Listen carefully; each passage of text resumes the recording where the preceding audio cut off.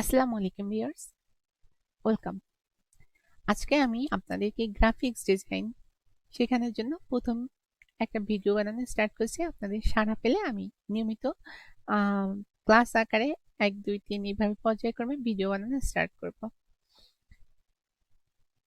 আমি এখানে graphic design করার জন্য বা গ্রাফিক ডিজাইনের জন্য আমি ইউজ করি হচ্ছে যে ইলাস্ট্রেটর। ইলাস্ট্রেটর ইউজ করি এবং ফটোশপ দিয়েও করা যায়, কিন্তু ইলাস্ট্রেটরে ফটোশপের থেকে একটু সুবিধা বেশি পাওয়া যায়। কারণ ফটোশপে অনেক কিছুই একটু কঠিন, কিন্তু ইলাস্ট্রেটরে ওই একই কাজ অনেকটা সহজ, যার জন্য আমি ইলাস্ট্রেটর ইউজ করি। এটাই দেখতে পাচ্ছেন আজকে যেহেতু প্রথম ভিডিও বা প্রথম ক্লাস, এই জন্য হচ্ছে যে আমি আপনাদের বেসিকটা জানানোর ট্রাই করব। বেসিকে প্রথমে কি থাকবে, যারা একেবারে নতুন বা একেবারে ইলাস্ট্রেটর সম্পর্কে নতুন তাদেরকে জানাই যে এইখানে দেখতেছেন এইটাকে বলা হয় ইলাস্ট্রেটরের মেনু বার। আর এই যে আমার লেফট সাইডে যেটা আছে এটাকে বলা হয় ইলাস্ট্রেটরের টুলবার। এই সাইডে যেটা আছে এটাকে সাব টুলও বলা হয়। আচ্ছা, তো দেখেন আমার এখানে কিন্তু অনেক কিছু আছে, তো আমি এগুলো পর্যায়ক্রমে দেখাবো। অনেক টুলস আছে। তো প্রথমে যেটা করতে হবে, প্রথমে আপনাকে একটা নিউ ডকুমেন্ট নিতে হবে। নিউ ডকুমেন্ট নেওয়ার জন্য মানে যেটার উপরে আপনি কাজ করবেন সেটার জন্য একটা নিউ ডকুমেন্ট নিতে হবে। দেখেন এখানে কিন্তু আমার কোনো ডকুমেন্ট নেওয়া নাই। এখন আমি একটা ডকুমেন্ট নিতে গেলে এখানে প্রথমে হচ্ছে যে ফাইলে ক্লিক করব। ফাইলে ক্লিক করে দেওয়ার পর এখানে দেখেন যে নিউ লেখা আছে, বা আপনি যদি শর্টকাট করতে চান তাহলে এই যে দেখেন পাশে শর্টকাট আছে।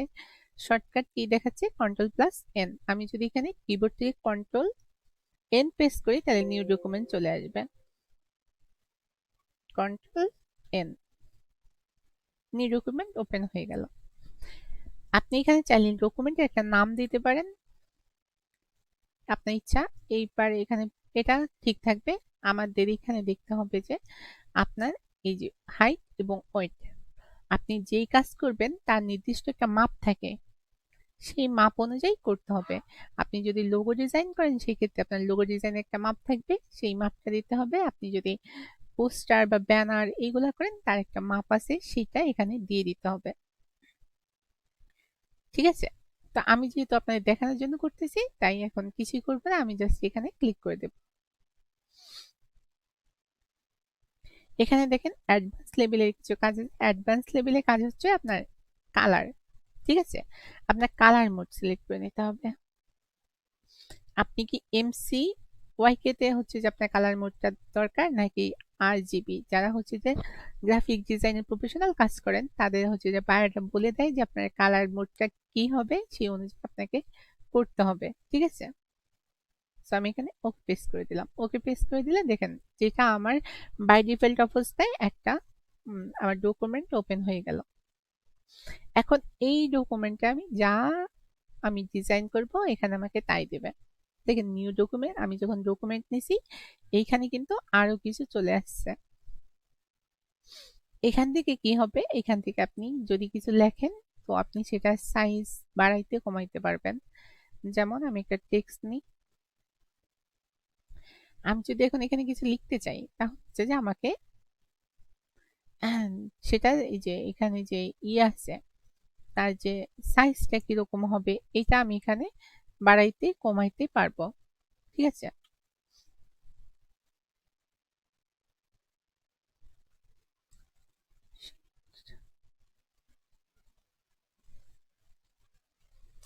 আচ্ছা, আমি যদি এখানে কিছু লিখতে চাই তাহলে দেখেন আমি এখানে আগে কিছু লিখে দেখাই আপনাদের। যেমন হচ্ছে যে আমি লিখলাম গ্রাফিক্স, তাই না? এখন দেখেন এটাকে আমরা সিলেক্ট করলাম। এখানে অটো সিলেক্ট হয় না, বা এরকম ভাবে সিলেক্ট করলে কখনো সিলেক্ট হবে না। এখানে মুভ টুল ইউজ করে আপনাকে সিলেক্ট করতে হবে। আচ্ছা, এটাকে একটু বড় করি। দেখেন আমি জাস্ট এক সাইডে ধরে বড় করছি। আপনি যদি এখন আনডু করতে চান বা ব্যাকে যাইতে চান তাহলে সিম্পলি কন্ট্রোল Z প্রেস করবেন, করলে চলে যাবে। ঠিক আছে, আমি এটাকে সিলেক্ট করলাম। আর এইখানে দেখেন এই যে হলো, এখন যদি আমি যেই সাইজটা দিব লেখার সেই অনুযায়ী সাইজ হবে।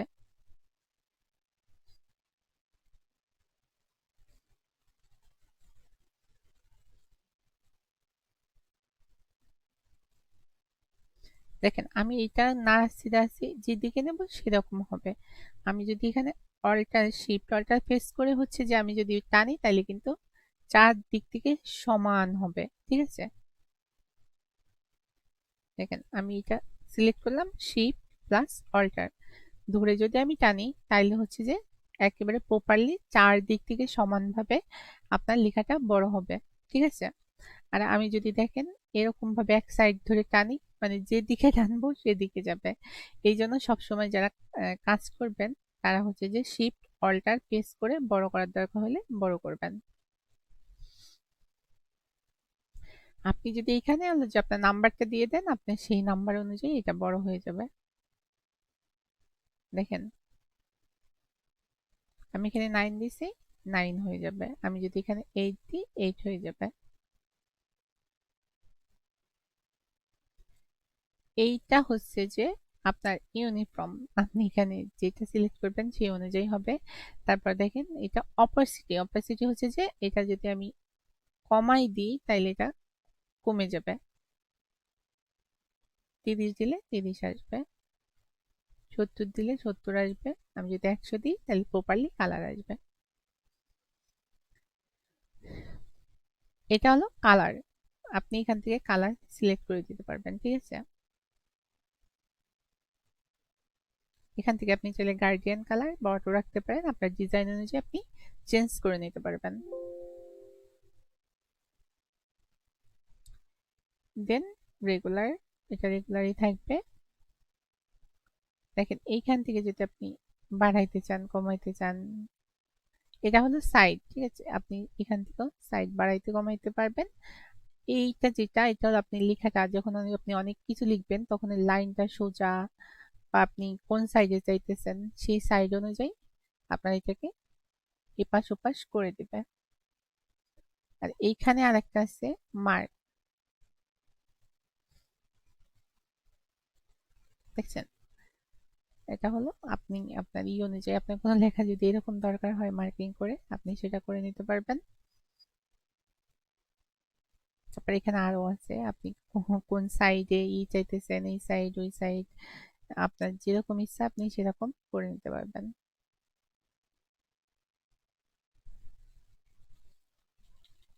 এখানে আমি কন্ট্রোল জেড প্রেস করে করে আমি কিন্তু এটাকে সরাই দিলাম। অ্যালাইন, এইগুলো আপনারা আস্তে আস্তে শিখবেন, সমস্যা নেই। এটা হলো যে আপনার আহ, কাজ অনুযায়ী লাগবে যখন অ্যালাইন তখন হচ্ছে ই করে সেখানে দেখাই দেবো আমি।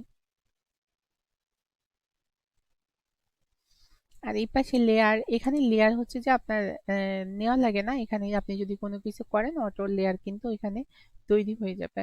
এখন আমি যদি আরেকটা টেক্সট নিই,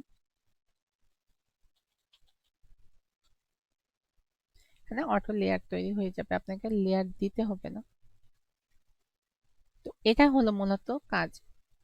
আর গ্রাফিক ডিজাইন করার ক্ষেত্রে ফটোশপে অনেকটা ভালো কাজ করা যায়, কিন্তু ইলাস্ট্রেটরে বেশিরভাগ হলো যে আপনারা যারা প্রিন্টের জন্য কাজ করবেন তাদের জন্য বেস্ট।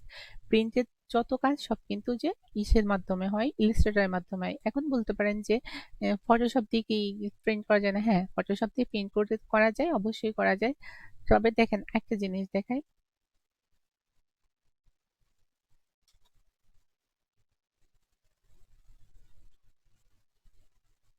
আমি এটাকে মুভ করি। আমি এখন এটাকে একটু বড় করে দেখাই আপনাদের।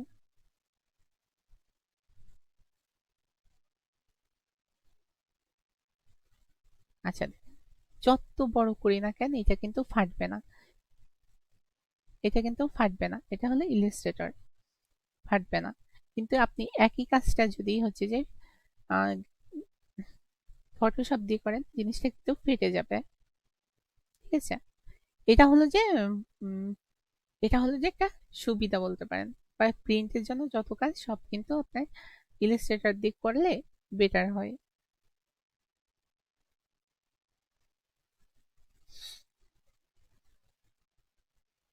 দেখেন আপনার এটা আমি বাড়াইতে পারি কমাইতে পারি, ঠিক আছে?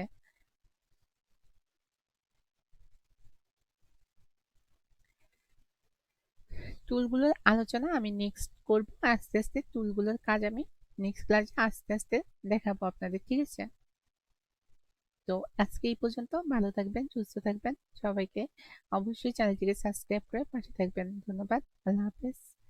Good bye and take care.